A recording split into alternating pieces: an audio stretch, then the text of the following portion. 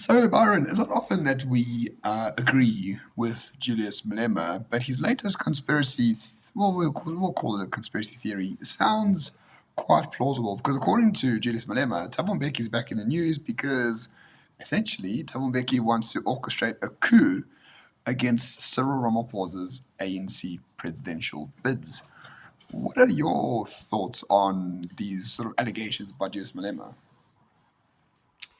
Yeah, so this is a news article that came out on the 18th. I know you've been in, you know, French land, listening to the French moan about all their pox and bullshit that's going on there.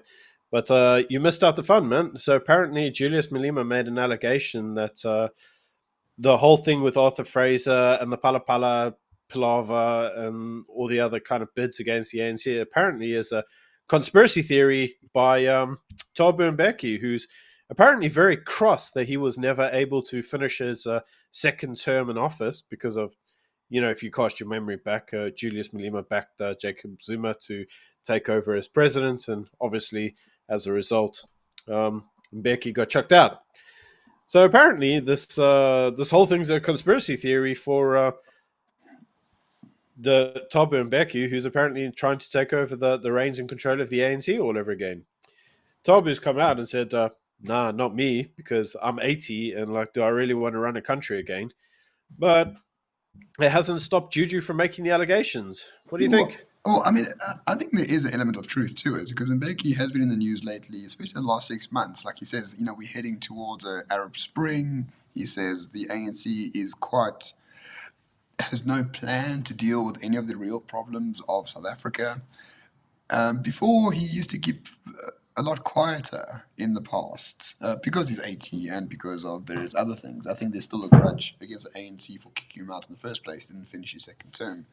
But I think deep down, why wouldn't Thabo Mbeki try to take over the ANC? Because under Thabo Mbeki's presidency, the ANC only economically, I'm not talking about anything else, economically was like one of the most fiscally conservative governments the world has ever known. Like we had a budget surplus. Remember those things? A budget surplus? Mm, Because he told Trevor Manuel, listen, we need a budget surplus, and that surplus is going to go towards paying social grants.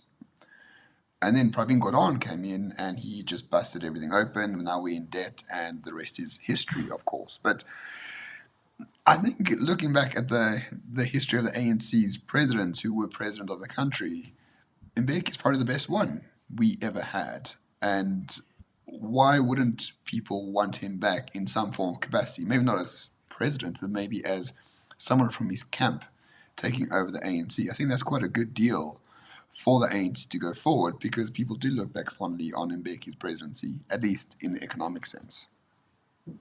mm. So I think it's a strange one because you will recall that one of the allegations made is that Arthur Fraser belongs to the so-called RET faction of the ANC, and apparently it's the RET faction that they are claiming is behind the bid to expose all this pala pala bull rubbish, so that they can get rid of Cyril, supposedly. But as you also know, that a lot of the RET, the proper actual hardcore ANC people, the people that actually believe in the ANC, their policies are very similar to Juju's policies because Juju was a hardcore ANC guy. And the EFF of recent has not really shown much growth. I think we covered in an article, we covered in one of our videos around some of the growth that was being seen in the elections around the country, and the EFF remained a 10% party, which I suppose has led some people to question whether or not the EFF actually has a dominant political future. So it's very interesting, with that being said, that Malema claimed that it wasn't the RET faction that was behind the attempt to remove Ramaphosa, but in his mind, it was the Mbeki Fraser lot. And you can't help but kind of wonder, is he trying to get himself in there maybe a little bit? He's trying to buy himself by favor, like trying to help them distance what's going on. It's kind of hard to say. What's your feeling on that? So I think there's two elements to this. I think number one, Mbeki definitely wants more influence in the ANC, right? For all the reasons that I stated before. But number two, Julius Malema and the RET faction get along very, very well. So it does make sense for him to try to distance any sort of leaking of information, or Arthur Fraser, who is not trusted at all. Like, there was a popularity contest, Arthur Fraser is like at 5%. Like, people don't like him. He's Mm. been tainted with state capture. So if you link Arthur Fraser to Thabo Mbeki, you dirty Thabo Mbeki's underwear, and you keep the RET Yeah. faction rather clean. Like, the RET faction has nothing to do with this pala pala nonsense. It's Arthur Fraser and Thabo Mbeki who's trying to undermine the ANC president. But we do know for a fact Arthur Fraser gets along very well with Jacob Zuma, who was chief spy during Jacob Zuma's tenure, basically bankrupted the state security agency, and no doubt is still on the payroll, or no doubt still talks to Msholozi quite often. So I have no doubt in my mind Arthur Fraser is working for the RET-esque, Zuma-esque faction of the ANC, and not with Thabo Mbeki. But on the other hand, Mm. I do suspect Thabo Mbeki has aspirations to take over the ANC as well. So maybe Malema is right in one sense, but definitely not right overall. Yeah, I mean it's a strange one because technically, the reason, if you recall, one of the reasons that Thabo Mbeki was kicked out of office in the first place and he lost favor was because of his stance on HIV. So obviously at the time he was very famous for saying African problems to African solutions, and he was looking at a lot of African alternatives to curing AIDS. He was to some degree a bit of an AIDS denialist. He didn't believe that the virus was in the way it was described. And he was very famous for that. And obviously, one of the things that ended up happening with the Mbeki era is a number of people died because of, should we say, untreated Yeah. Well, AIDS or HIV. 300,000 people died, eh? Yeah, Quite a few. so it was a serious number, and obviously that was one of the main reasons for him losing, how should we say, his presidency at the time. But the world's changed quite a lot since 2008, mate. And like the idea of African problems deserve African solutions, the whole decolonization type thing. It's interesting that despite the results being negative, Mbeki's approach in a modern world would actually be lauded or would be applauded. He'd be deemed to be a hero who's giving back Africa her dignity. We've heard a lot of those type of things now. So I think the world is a very different place. He has kept quiet, obviously, for a number of years out of respect for the ANC. Um, you could say out of respect. Maybe it's even out of just nothing more than keeping his tail between his legs. But I think the biggest problem that the ANC has is that outside of Ramaphosa, who else do they have? You look at the Yeah. cabinets and you're not like, there's no one really there that can take over, man. Like Cyril, I know we say this, but Cyril is the last hope in that nobody else even comes across as slightly credible. They're all factionless, they're all self interested, they're all tainted by corruption. And when I say they're all, I mean they're all. Yeah. So if you look at it from that basis, you have to kind of go, well, there's nobody that's untouched that can be used. The only people that can be used are, should we say, the old guard. But then look at the old Exactly. guard. Look who's left. Mandela's dead. Zuma belongs in prison. And who else have you got? And the only person who can stand back and say, well, the only ANC member who ever presided over a positive government and economic growth and economic, prosperity, if you want to call it that, is Thabo Mbeki, man. So it's logical that if the ANC has to play a trump card, Mbeki's all they got left. Yeah, That's they it, man. do. It's like that's And, it. and maybe not himself, but also like his cabinet. His cabinet wasn't the best thing in the world, but they certainly weren't too bad. I mean, Trevor Manuel was a great finance minister. Like, I'll say it here and now. And The he's guy. also been rather vocal of later. Yeah, he has been. The problem with all these Mm, people is that they've made hundreds of millions of rands outside of the public sector. Like, they ran the country, and then as soon as Mbeki left, they all resigned, and now he's like head of, not Goldman, Rothschilds, head of Rothschilds. He's like chairman of, or CEO mm, of Old Mutual. I mean, the guy's coining it left and right. Trevor Manuel, that is. While we come back mm. to save the country, I have absolutely no idea, and I don't think he has any ambitions. But if you have a candidate who is bankrolled and who is, what's the term? What did Donald Trump do when he says vote for this guy? What's the term called?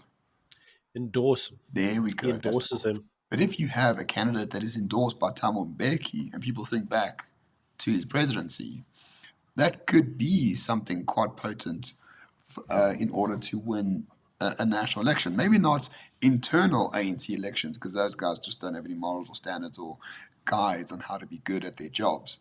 But in terms of the public perception of the ANC, I think it'll do a whole world of good if an ANC, if a Thabo Mbeki endorsed candidate goes quite far and has a very important role to play within the organization. And I don't think it's out of the world. I don't think it's out of this world to assume that that could be happening at the elective conference later this year. But who would he endorse, man? There's No, like I have no idea. Just go back to his cabinet and there's see who was there. I have no idea. like who would he endorse, man? Like maybe it's the our good friend who's still chasing the 500 lost billion or whatever. Like Oh, Tokyo. the apparent No, no, maybe he's still maybe he found the money and he can use it for his elective. I don't know, man. Like who's left? Cyril was the last hope, man, and everybody in Cyril's cabinet has just been so tainted. Like even the South African Communist Party, man, who've they got left? I mean, it's like there's just no one. no. There's Cyril no one. literally was the last one, man. There's There is there's there, there's there's no one. there is no one, but also that doesn't prevent people within the party from taking over before it collapses entirely. And I think I'd I don't agree. know the man very well, but I think Thabo Mbeki might have a feeling that he can save the party because I think he does too. these people are all cult members at the end of the day. Like they support Manchester 100%. United, they support the ANC, they're a member of the ANC, they whatever spilled blood for the ANC. They're never going to leave it, so they want to save it at Yeah. all costs. And I think Thabo Mbeki is probably the best place to do it. But I think A, it's far too late. B, I don't think he has any credible candidate. And C, does he have the funding to overturn and bribe ANC branches come December? I think he does, especially if Trevor Manuel's involved in funding, because that guy's got access to who knows what amount of Mm. cash. But I don't see anything happening behind the scenes to make that a reality. So, Well, nothing that we can see, and then maybe exactly. this is actually maybe something is happening, and that's why Malema's coming out with it, right? I Yeah, mean, unofficially, we've heard it being talked about, but we were just like, maybe. I mean, it's crossed our desk that people have been talking about him, and it's even crossed our mind because we've seen him in the news. So, don't know, man. It's like watch this space, huh? yeah. So I think Mbeki is gunning for some position of influence in the ANC come December, or maybe not December itself, but maybe after 2024. But I don't think he's related at all to Arthur Fraser or he's helping Arthur Fraser take down Cyril. I don't. I don't take into account this Fraser stuff. I think that's just a smokescreen. But Yeah, the root cause of the allegation, Mbeki on the move, I'm less skeptical on that. I think it's more logical. He probably is on the move, but they just trying to tie this to him. Maybe it's the way that they downplay his role. Like maybe he sticks his hand up in a surprise bid in the elective conference, and maybe it's Juju's way of going, no, not him, because he's tainted. He's like Fraser guy. Don't know, exactly. man. Exactly. Exactly. Who knows? We'll need to wait till December. I mean, for now, it looks like Cyril is quite in control despite losing KZN because he still won at the national policy conference. Like, basically, his side got everything they wanted despite the KZN voting against it. So, for now, it looks like Cyril's winning. That doesn't mean the ANC is winning, though. And the decline is No, continuing, and I don't think they will have 50% come 2024. me either. Me either. And the problem that I also foresee is that lots of people are like, but maybe the EFF will side with them. I think the EFF knows, man. Like, if they join with the ANC is going to control them because the ANC is pretty good at that kind of thing. Whereas as if they join with like other coalitions, DA led When they coalition, maybe they bully can them into bully the DA, submission. man. Yeah. But They can also, bully them. Like, the ANC is actually a bit smarter than most of the other coalition partners because they know that the EFF can bully the ANC to death.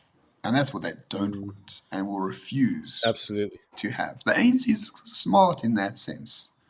That's why they don't Mm, invite the EFF over for tea. But the DA and Action yeah. SA, okay, Action SA and EFF are having affairs all over the place.